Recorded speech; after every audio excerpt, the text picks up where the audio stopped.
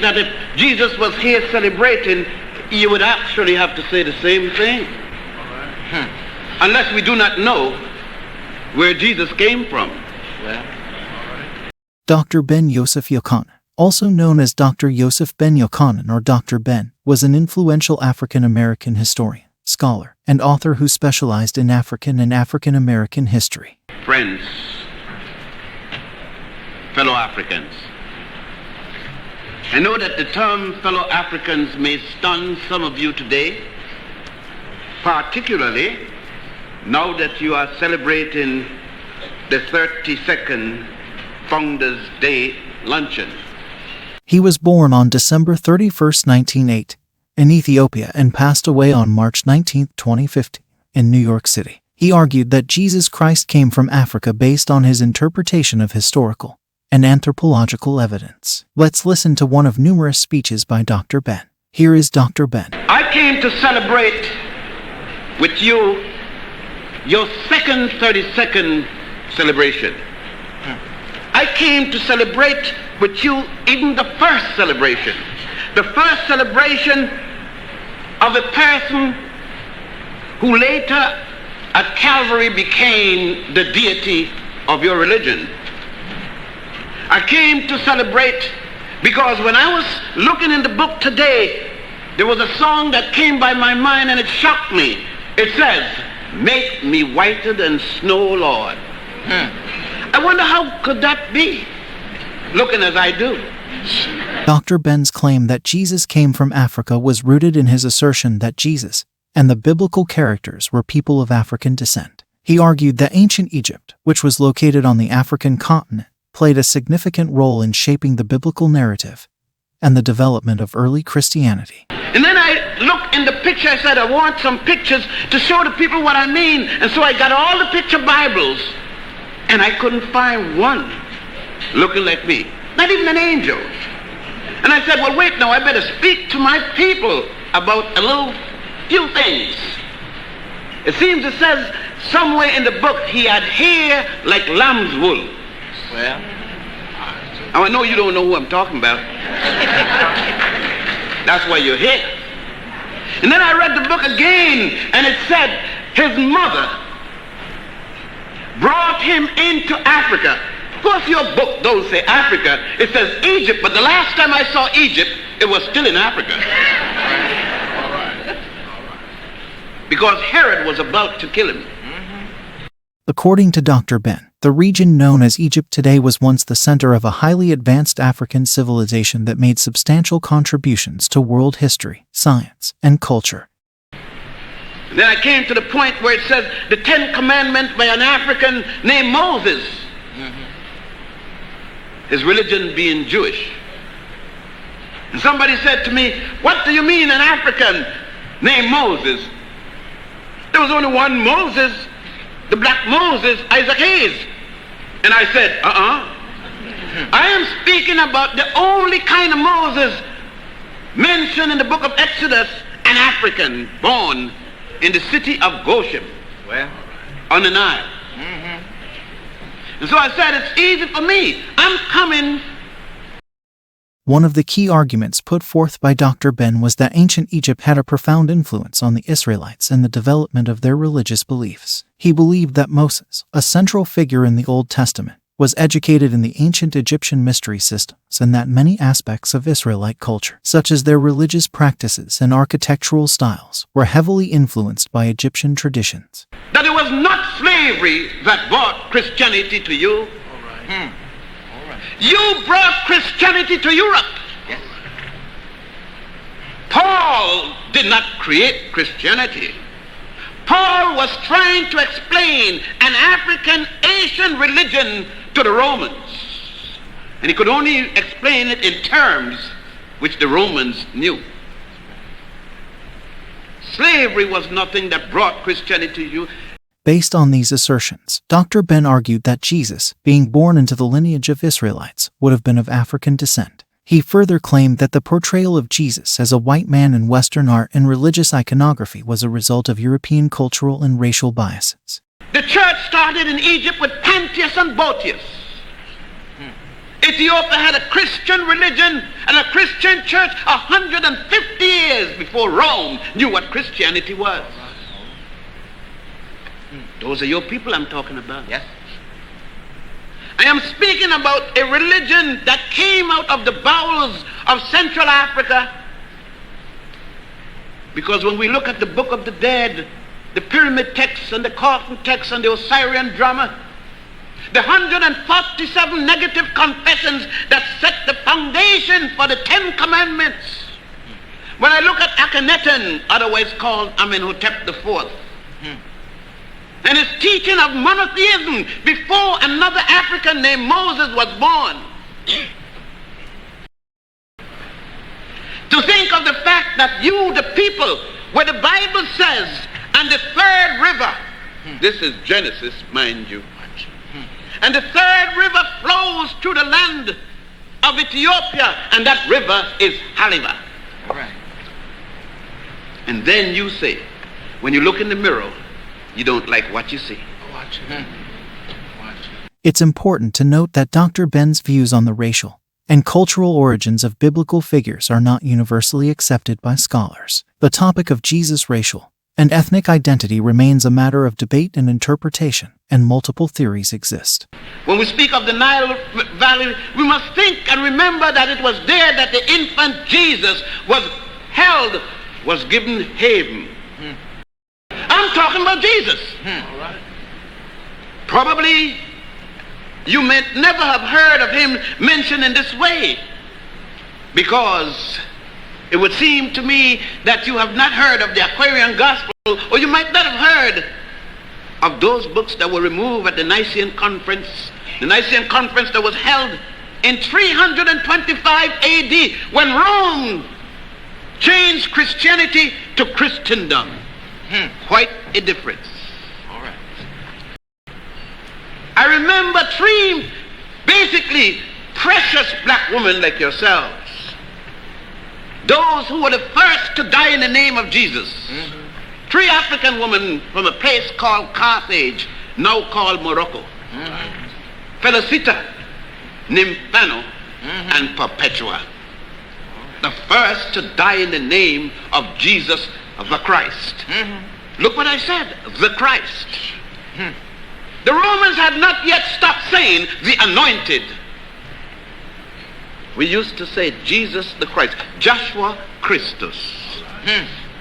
The Romans changed that. They couldn't understand what we were doing at all. They couldn't understand any more so that they told us that they give us philosophy, that the Greeks give us philosophy, when in fact there wasn't a single Greek in history until 833, when Homer wrote the Iliad and the Odyssey.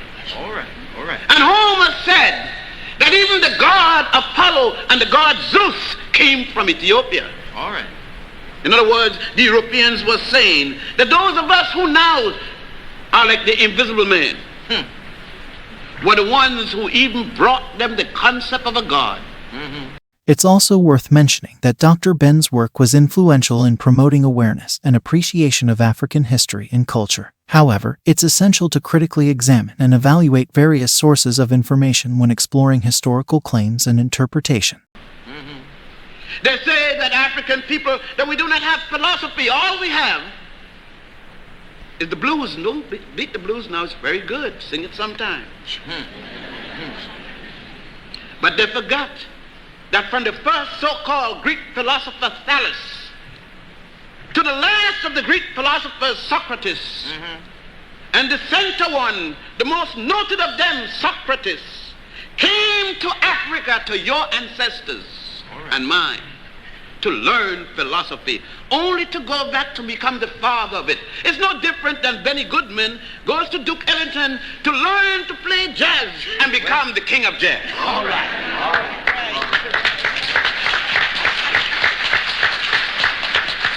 Let us not forget it was your ancestors. The Black Madonna and Child is a depiction of the Virgin Mary and the infant Jesus with dark or black skin. It is a significant religious and cultural symbol in various parts of the world, particularly in Europe, where there are numerous Black Madonnas found in Catholic and Orthodox Christian traditions. Dr. Ben mentioned the Black Madonna and Child, and extensively stressed on the fact that Catholics bishops went yearly to Poland to worship the Black Madonna and Child. When there were 7 bishops of North Africa and 7 patriarchs, there wasn't one in Rome yet. The other day you read that the Pope of the Roman Catholic Church from Poland was going from Rome to Poland to look at the picture of the Black Madonna and Child. All right. Here she is, the Black Madonna and Child. Here she is over there. Here she is over there. The Pope was going to look at the statue of the Black Madonna and Child. He was going to look at a Black Mary and a Black child named Jesus. Isn't it strange that when you sing in church, you don't lay back and sing, close your eyes, and see yourself? Rather strange, isn't it? This part of our history, we do not know. Thus, the people who give to the world Christianity is now being told that it's only slavery why they got Christianity. The Bible did not say, and Rome shall stretch forth her hand unto God. It said, and Ethiopia shall stretch forth her hand unto God. Huh? However, Dr. Ben's work primarily revolved around highlighting the historical achievements and contributions of Africans and African Americans, particularly in Egypt, Nubia, and other ancient African civilizations. His focus was on debunking Eurocentric interpretations of history and asserting the importance of African civilizations in shaping world history.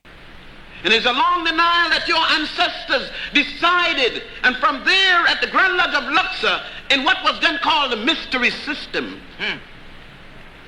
they developed in the priesthood the 7 liberal arts. It was in religion that man developed science. Not in science, man developed religion. All right. Thus, there should be no conflict between religion and evolution if one knows what one is speaking about. There is no conflict when I say there's an evolutionary process that goes on when the mother received the little seedling from the father. There's a tremendous amount of evolutionary processes go on in that stage before the child comes out. But that doesn't mean that the child doesn't come out with a spirit. All right.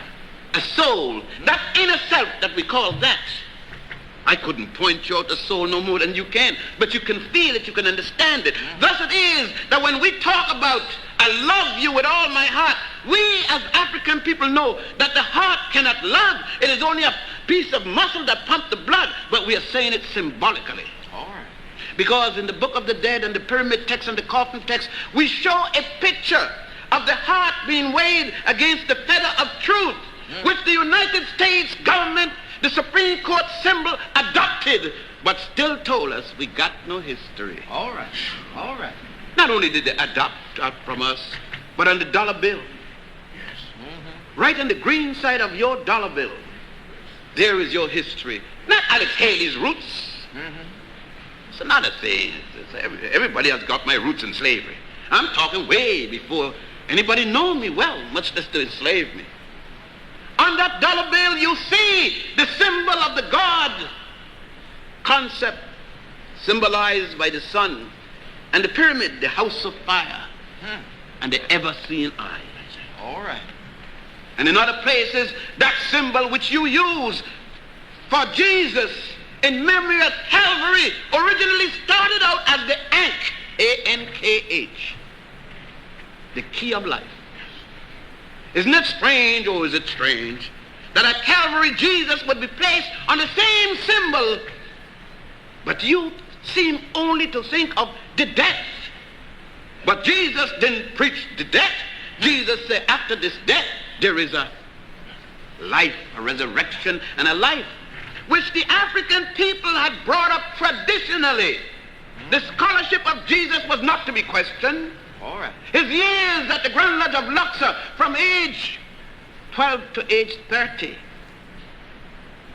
was not to be questioned, because it was a scholarship undeniable. All right. As his ancient teachers also called priests. For it was as a boy went into the synagogue or to the center of worship, the Grand Lodge of Luxor, at age 7, and he did not leave until 47.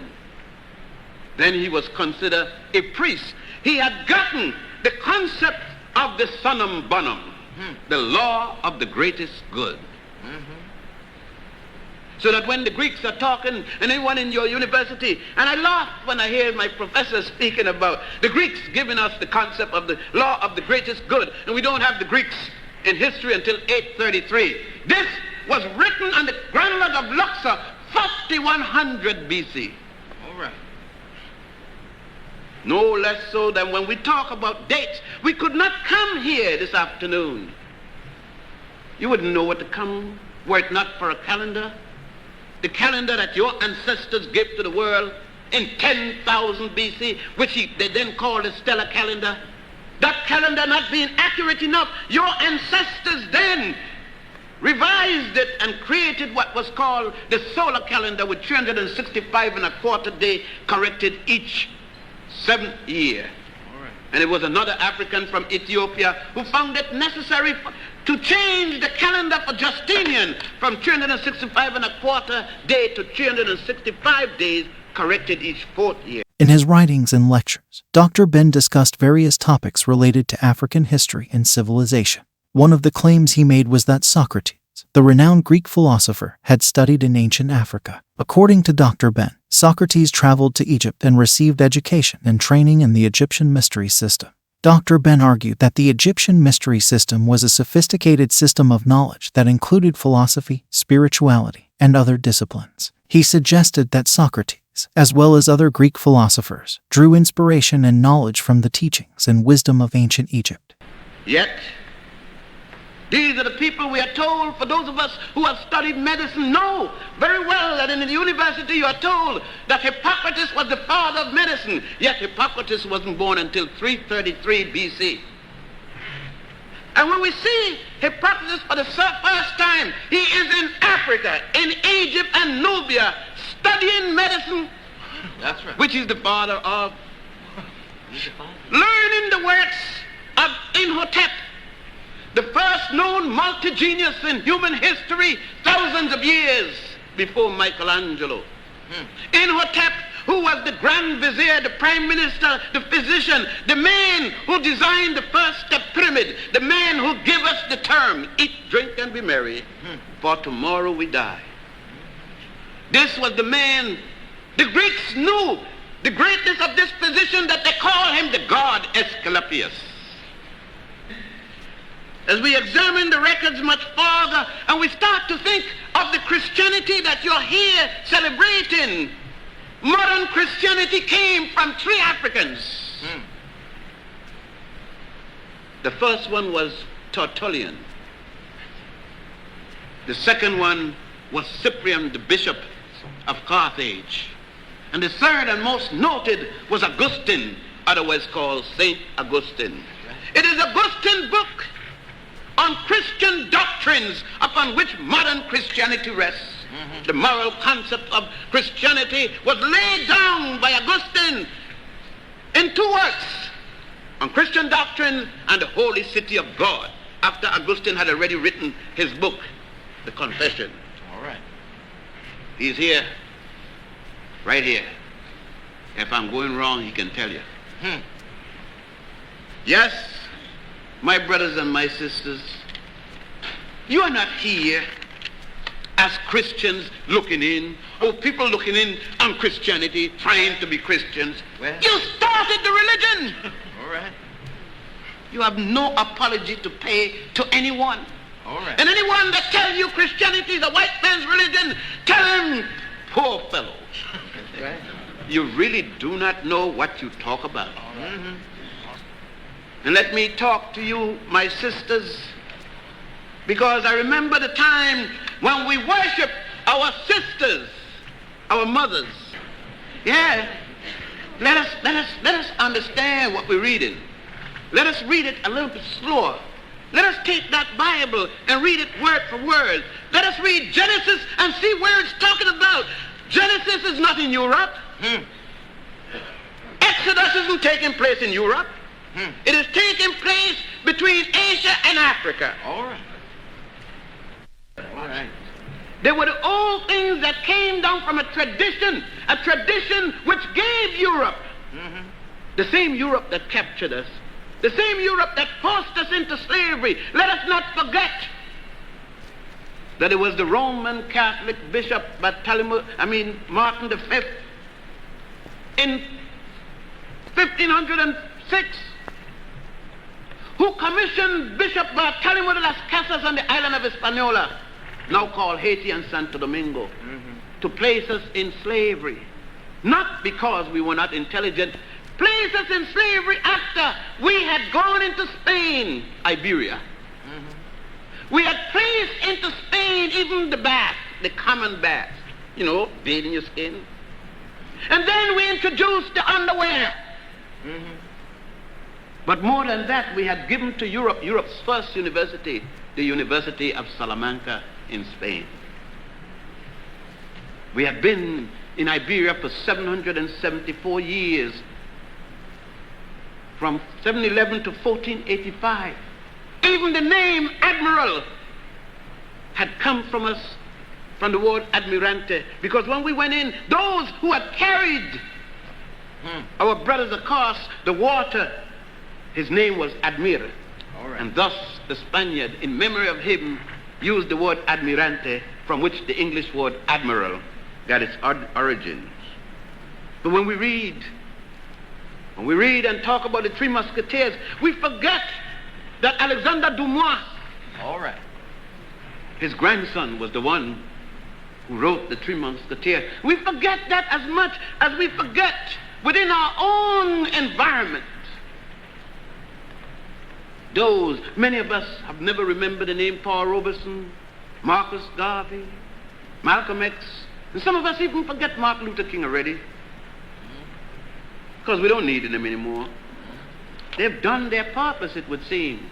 And that's why we constantly go back over the same mistake, because we don't remember. Not only that, we don't honor them when they're alive.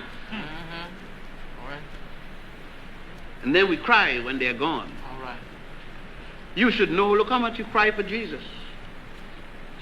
But if Jesus should come back, how much would you cry? Suppose he says, here I am. Deal with me. It's going to be a problem.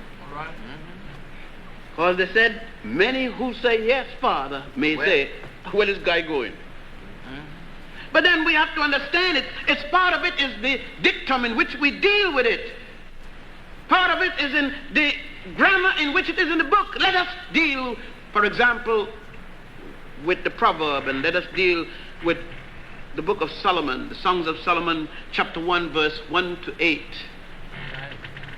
Makeda, otherwise called the Queen of Sheba, is in Palestine. She's said to be the most beautiful woman in the world. But let us look at the book, let us look at the translation that is used, and see how they even inserted their racism in there. She says, ye daughters of Kedar, look not upon me because I'm black. No, there's no way in the world that the most beautiful woman in the world, her bodyguard is bigger than Solomon's army. Bad sister. Look like this sister in here. Bad, real bad. And she going up there with her bad self. Oh yeah, professors, I'm still one of the brothers, And PhD don't stop me from being a brother. Now, many of you forget that, when you get them PhD and things move from the neighborhood and all that kind of stuff, and don't want to come back and see us and so forth. And you telling Mama, you splitting your infinities. And Mama said, I'll split you.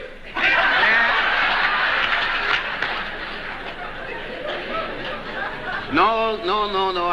I see. I got to look at it. We have to look at it when we come here today. We've got to look at it in the context of the great people that we are. Yes, we are great.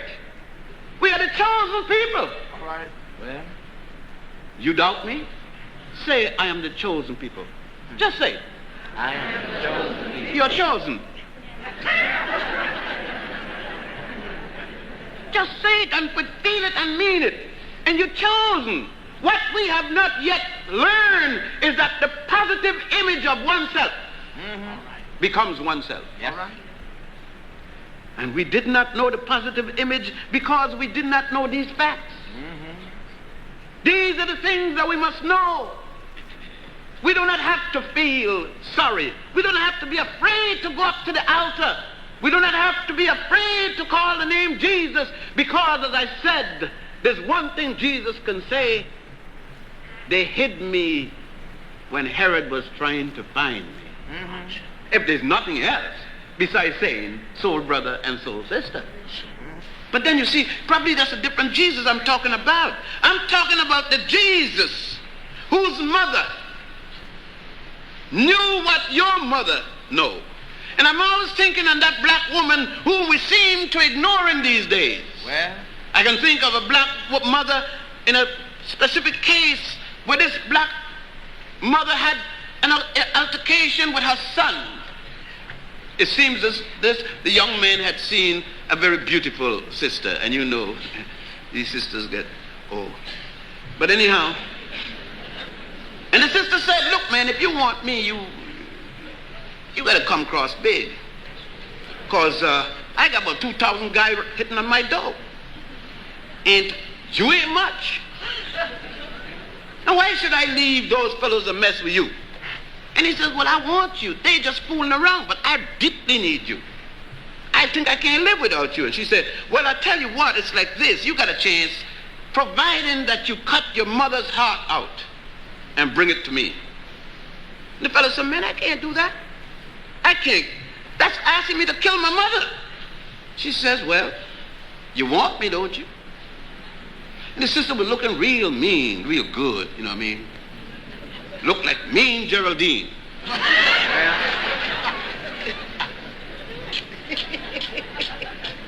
And so the brother says, "God, I just got to have that girl." And he says, "Well, I guess if I sharpen the knife real sharp, Mama wouldn't feel it too bad. And Mama's done live a long life already. I'm entitled to live anyhow." So she went up to the girl, and the girl said, "Well, look, I'm making it a little easier for you. If you go down to the precinct," can you imagine, it's a black brother, go down to the white precinct, and you go down to the precinct and beat up the sergeant of police, probably I'll marry you. And so the brother went down, beat up the sergeant of police, beat up the lieutenant of the police, and the next day you saw him, he was banded everywhere. But he couldn't get to see the girl, and the girl forgot about it. And 10 weeks later, he's back there, bandaged up all over. He said to her, "Oh, I want to still love you." And she said, "What happened to you?" He says, "Look, I went to beat up the police. I did." She said, "But I don't want you looking like this. You still got to cut your mother's heart out." So the brother went, got the knives, said, "I got to have the girl, I'm sorry." And so he went into the house tiptoeing with a nice knife sharpened everywhere. And his mother said, "Johnny, that's you?" And he said, "How she knows that's me?" "How you know it's me?" She says, "I could feel your toe, boy. I know you. I had you before everybody else had you. I know you. I know you in the dark. I know you any place. I know your footstep. Yes. I know your voice. I know you when you even scared and I'm not near you. I know you when you were going to cry and I was in the next door. I know you when you wet your pants and you didn't cry. well, Because I changed it." The boy says, "She just jiving." And so the young man creeped in when his mother lied down on her back, and he plunged the knife in her chest and cut out the heart. It was late at night. And he ran out the door. And when he ran out the door, he stumbled. Being the evening, he couldn't see too well. He was feeling for the heart, and he couldn't find it, and suddenly, squish, he found the heart and squeezed it. And the heart cried out, "Son, did you hurt yourself?" all right. And I think about, when I look at these sisters here, mothers, it reminds me of Mary when she went to the innkeeper. There was no room. When she wanted some food, there was no food. I am very honored to have had the privilege this afternoon to say these few words to you, my brothers, sisters, my family of Tabernacle Baptist Church. Thank you. Amen.